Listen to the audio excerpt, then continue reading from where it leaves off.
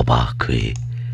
আর ভেবেছি কবে এই প্রতিমা নির্মাণ শেষ হলে প্রতিমা আসবে পুজো মণ্ডপে। সৌমেন্দ্রনাথ জানা টরেন্টো কানাডা থেকে চিঠি পাঠিয়েছেন। সেই চিঠি দিয়েই শুরু করি আজকের এই চিঠিপত্রের পথ চলা। নির্মাণ বলতে তো গড়া বা তৈরি করা বুঝি, যার হাতে খড়ি হয়েছে মানুষের সভ্যতার আদি লগ্নে বনে বা দাঁড়িয়ে ঘুরে ফিরে যখন বাসস্থানের জন্য পর্ণকুটির গড়া শুরু করল। তারপর কাঁচা মাটির দেওয়াল তুলে ছাউনি, আজ মানুষের ভাবনায় আকাশ ছোঁয়া অট্টালিকা। নতুন কিছু গড়তে হলে ভাঙাভাঙি, কাদামাটির তাল নিয়ে নাড়াচাড়া, আদল দেওয়া, মূর্তি গড়া এসব চলতেই থাকে। মানুষ কবিতায় কবি বীরেন্দ্র চট্টোপাধ্যায় বলেছেন, অকাল অনল বা প্রলয়ের জল সব সৃষ্টিকে নিশ্চিহ্ন করে দিলেও এই মানুষই কাঁচা মাটির তাল পেলে মানুষের মূর্তি গড়ে আদল দেয়, নিখুঁত মুখমণ্ডল ফুটিয়ে চোখে বাসা দেয়। নতুন ইমারত বা মূর্তি গড়ার পেছনে কত ইতিহাস লেখা থাকে, কে খোঁজ রাখে? চরিত্র গড়তে নিজেকে ত্যাগ ভোগের মধ্যে নানান কিছু ভাঙচুর করে তবেই নতুন ভাবে পাওয়া যায়। সমাজ গড়তেও সব কুসংস্কার পঙ্কিলতা সরিয়ে নতুন সমাজ গড়ার কাজে হাত দিতে হয়। তাই নির্মাণ প্রক্রিয়ায় অনবরত গ্রহণ বর্জন চলতেই থাকে। কিছু বলিদানও মাঝে এসে পড়ে, উদ্ভিদ, বনাঞ্চল, জীবজন্তু, এইসব যা না হলে ভালো হতো। প্রাথমিক পাঠশালা থেকে যে নির্মাণ কাজ শুরু হয় ছোটদের, তা হলো তাদের নীতিবোধ, মজবুত চরিত্র গঠন, তার মাতৃভাষার ভিত শক্ত করা। হয়ও তা, কিন্তু কখন তা হারিয়ে যায় কোন অমুক টানে কে জানে। ফলে সংসার, সমাজ বা দেশের মেরুদণ্ডে আঘাত নেমে আসে। মানুষের নিজের প্রতি আস্থা ও সমাজ সংস্কারের বন্ধন অটুট থাকে না। এই নির্মাণ পর্বে খামতি থেকে গেলে অশান্ত সমুদ্রে বা সমস্যাদীর্ণ সংসারে, সমাজে হালহীন নৌকোর অবস্থা হয় প্রত্যেকের। তাই গোড়ায় গলদ যাতে না করে ফেলি, আমরা এটা সযত্নে দেখতে চাই, দেখাটা জরুরি। ওই ভিতটা গড়ে দেয় মজবুত ব্যক্তিত্ব, জাতি বা দেশ। এই সবের পেছনে থাকেন একজন আদর্শ মা। আজ আমরা ঠিক বেঠিক দাগিয়ে দেওয়ার সাহস ও দৃঢ়তা হারিয়েছি। সমাজের এই অবনির্মাণ থামবে কবে? সৌমেন্দ্রনাথ জানা, টরেন্টো, কানাডা। চূড়ায় শ্রীধর রায় রোড, তিলজলা, কলকাতা। এখান থেকে যে নির্মাণের কথা পাঠিয়েছেন, যে নির্মাণ তুলে ধরেছেন, সেই নির্মাণ ব্যক্তিত্বের বুনিয়াদ, এবং সেই সফল নির্মাণের সামনে আমরা দাঁড়াবো কিরকম? লিখছেন, সমাগত শারদ উৎসবে যখন বিভিন্ন জায়গায় শুরু হয়েছে নবনবভাবে অভিনব সব অস্থায়ী আবাসস্থল মা দুর্গার, ঠিক এমন সময়ে আমার এক বন্ধু ও বন্ধু পত্নীর মতো এক অন্য রকমের নির্মাণ কর্মী যুগলের কথা শোনাই তোমাকে, যারা প্রস্তুত করেছিল এক অভিনব মূর্তি। আমার বন্ধু একজন পুলিশ কর্মী। সে একদিন ডিউটিরত অবস্থায় একটি ছোট্ট শিশুকে খুঁজে পায়।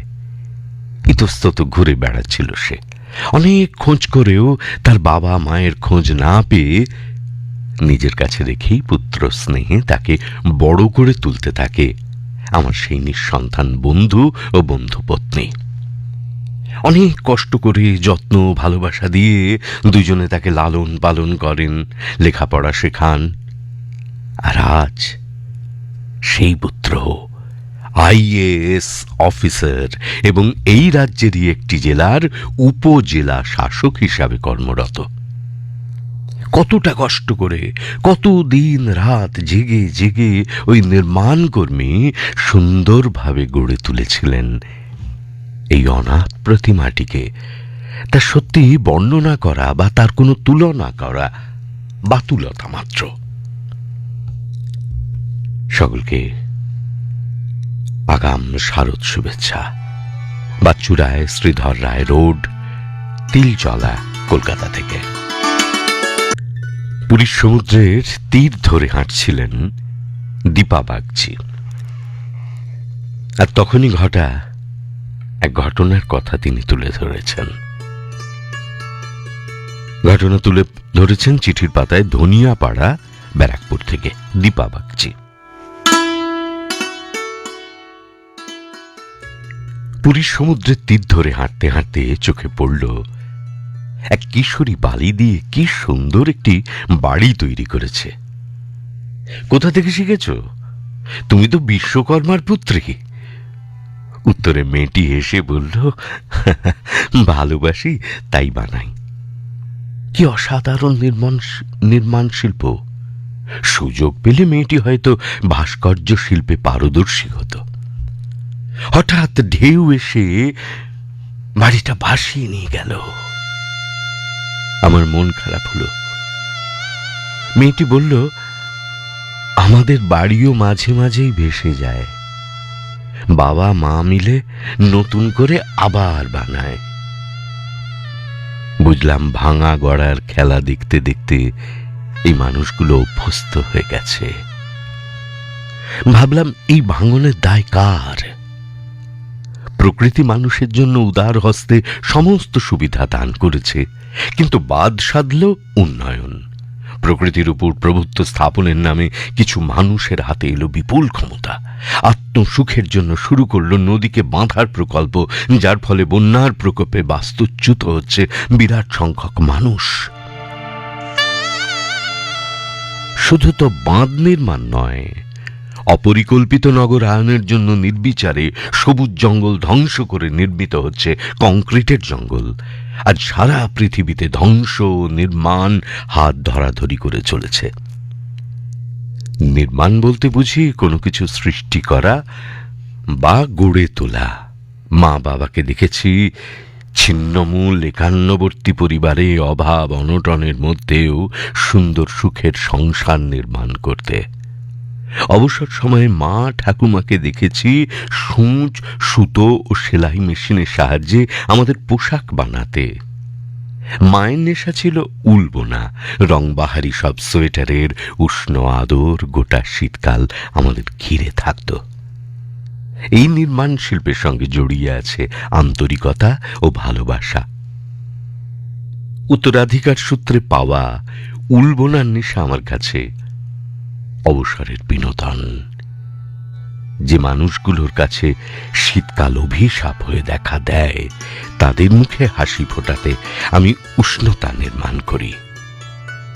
এই উষ্ণতা মানবিকতার, এই উষ্ণতা আন্তরিকতার। দীপা বাগচি, ধনিয়াপাড়া, ব্যারাকপুর।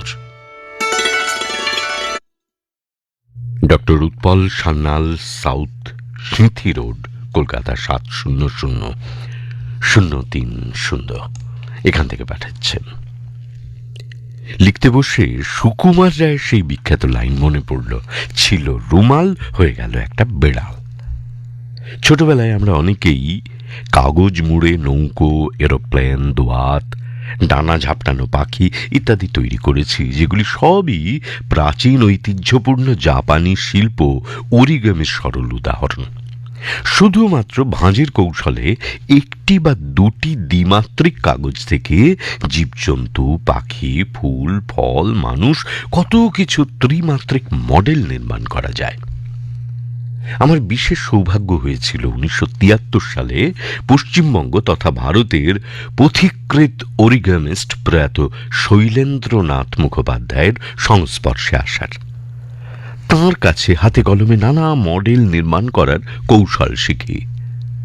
তাঁর নির্মিত বহু অসাধারণ মডেলের মধ্যে বিশেষ আকর্ষণীয় হয় বাংলা স্বরবর্ণের অ থেকে ঔ ফুটিয়ে তোলা। বেশ কিছু দেশি বিদেশি বইয়ের সন্ধান পাই ওর কাছ থেকে। গত বছরও তৈরি করেছি জর্জ রোডস নির্মিত অপূর্ব শিল্পকীর্তি একটি হাতি।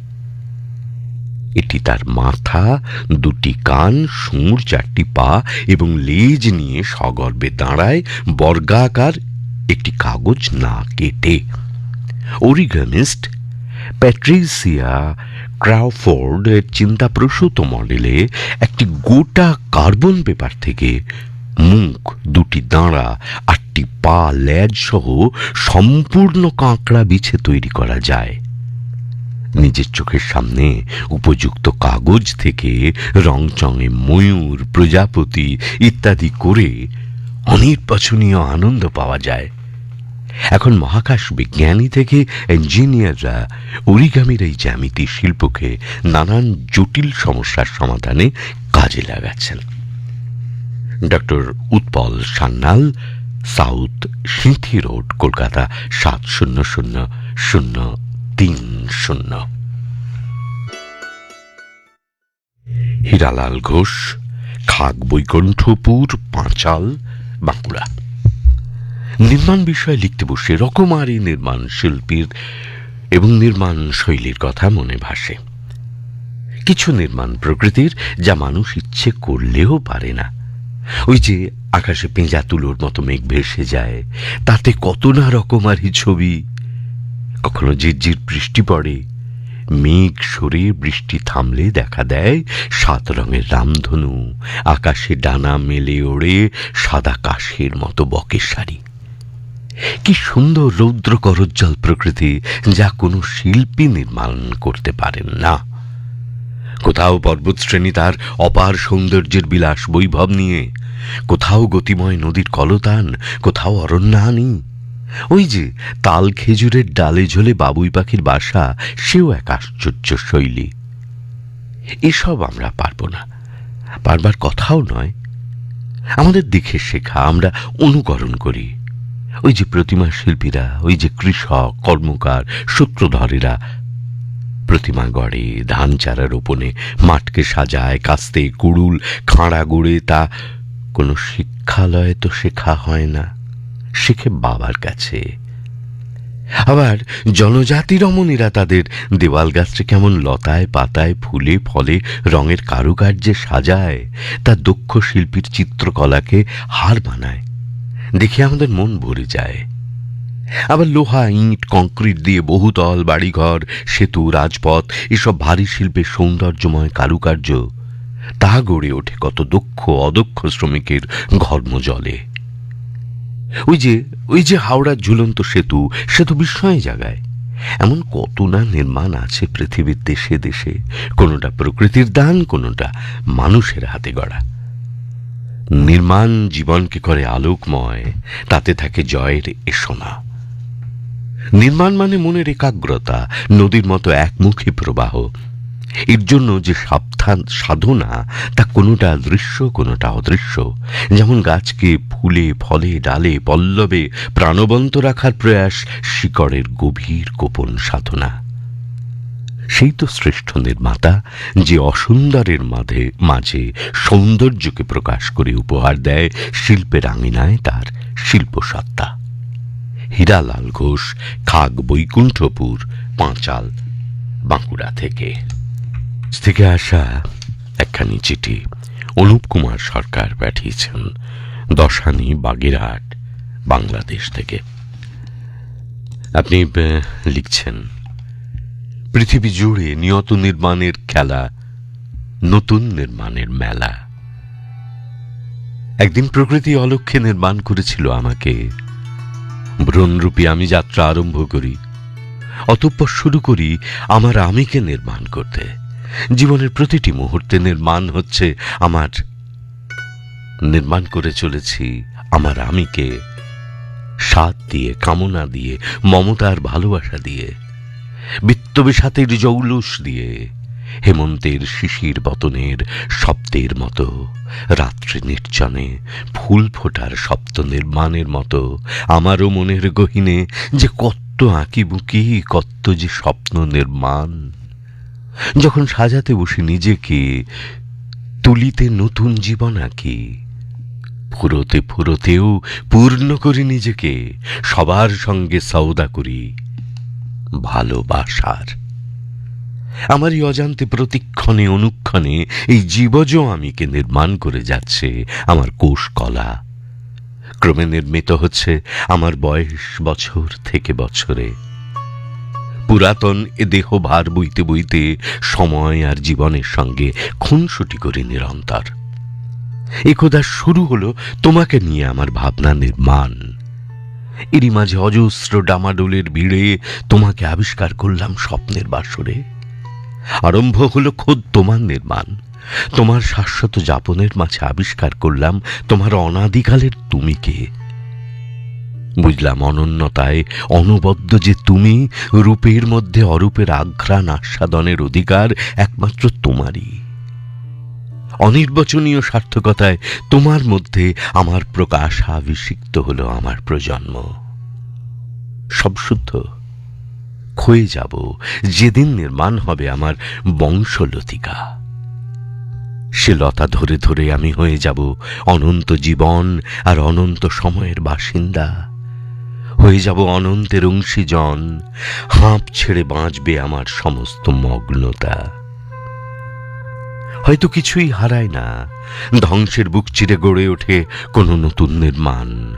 হয়তো হতে পারে, হেথা নয়, অন্য কোথা অন্য কোথা অন্য কোনোখানে।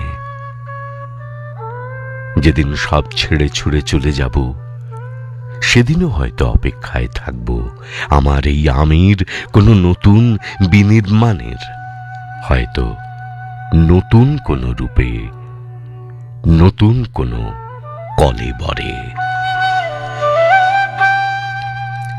অনুপ কুমার সরকার, দশানি, বাগেরহাট, বাংলাদেশ থেকে পাঠিয়েছেন তার এই চিঠি। ধ্রুব বাগচি, শ্রীরামপুর, হুগলি। আপনার ছোট্ট চিঠি দিয়ে শেষ করব। সেই আমার নির্মাণের সঙ্গে প্রথম পরিচয়। তবে বহু শতাব্দী আগে উজ্জয়িনীর রাজা হর্ষবর্ধনও নির্মাণকে চোখের সামনে দেখেছিলেন। ঐতিহাসিক সেই ঘটনার কথা শোনায়। একদিন শিকারে বেরোলেন রাজা। ধনুকে তীর বসিয়ে ছুটে যাওয়া এক হরিণকে অনুসরণ করছিলেন। সেই তন্ময় মুহূর্তে তার দূত হঠাৎ পাশে এসে দাঁড়ালো, জানালো বাড়িতে একজনের অসুস্থতার কথা। হর্ষবর্ধন শিকার বন্ধ করে রওনা দিলেন ফেরার জন্য। পথে দেখলেন একজন পটের খেলা দেখাচ্ছে। তাকে ঘিরে অনেক মানুষ কৌতূহল ভরে দেখছে। হর্ষবর্ধন দাঁড়িয়ে গেলেন, দেখতে লাগলেন। সেই পটকার দেখাচ্ছে জমপট। পাপ করলে নরকের কোন স্তরে, কোন স্থানে, কোথায় কি হয় এবং তার কি শাস্তি, সেই সব বর্ণনা মোটা কাপড়ের উপর আঁকা ছবি সহ গান গেয়ে শোনাচ্ছে। মুগ্ধ হয়ে বিশাল জনতার সঙ্গে শুনছেন হর্ষবর্ধন। সম্বিত ফিরল তাঁর দূতের কথায়। ফেরার সময় ভাবছেন, একযোগে কি অসাধারণ দুটি নির্মাণ, চিত্রকলা ও সঙ্গীত কত মানুষের মনোরঞ্জন করে চলেছে। এই শিল্পীদের বলা হয় পট্টিকার। ভাবছিলাম, তাহলে এই বিশ্বের নির্মাণ শব্দটির কি ব্যাপ্তি! শিক্ষা, শিল্প, সংস্কৃতি, জীবনের বিভিন্ন ধারায় নিয়ত চলেছে এই নির্মাণ। কাহিনীটির সন্ধান পাই হর্ষবর্ধনের সভাকবি বাণভট্টের আত্মচরিতে। ধ্রুব বাগচি, শ্রীরামপুর, হুগলি, এখান থেকে পাঠিয়েছেন।